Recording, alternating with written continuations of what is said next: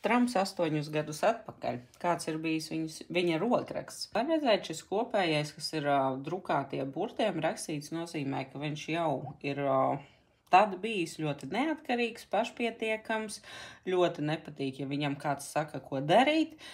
Tas, kad tie burti nedaudz staigā drusku pa kreisi, drusku taisni, kaut kur pa labi arī, tas parāda palielu emocionalitāti. Te ir interesanti iezīme. Redzat, kāds burtiņš iekšā tā kā āķīti saveido.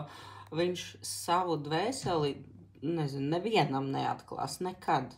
Tikai pašam kaut kādam tuvākam cilvēkam. Šitāda āķīša arī vēl vienā burtā. Te vēl krustiņš arī veidojās. Ļoti noslēgts par savu būtību. Bet, ja mēs paskatāmies uz pārakstu lielumu, tad paraksts ir krietni lielāks par rokrakstu, kas nozīmē, ka viņš ir ļoti spēcīgs. Tas, ko viņš dara, uzreiz izraisa cieņu, respektu vai bailes no citiem. Viņa visi šie sāsinājumi, tā ir diezgan liela agresivitāte, plus arī satraukums, jo sāsinājumi ir arī augšpusītē. Tad stresa līmenis ir ļoti, ļoti augsts.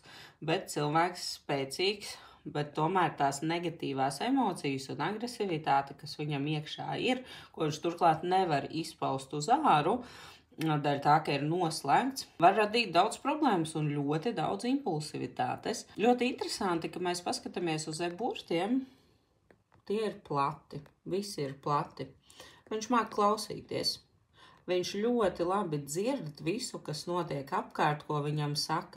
Kur burts ir nedaudz atvērts vaļā, kas nozīmē, ka viņam ir ļoti spēcīgas emocionālās pārliecināšanas prasmes.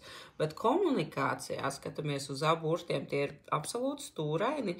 Tas nozīmē, ka viņš ir super tiešs. Viņš saka, ko viņš domā, un ļoti tieši.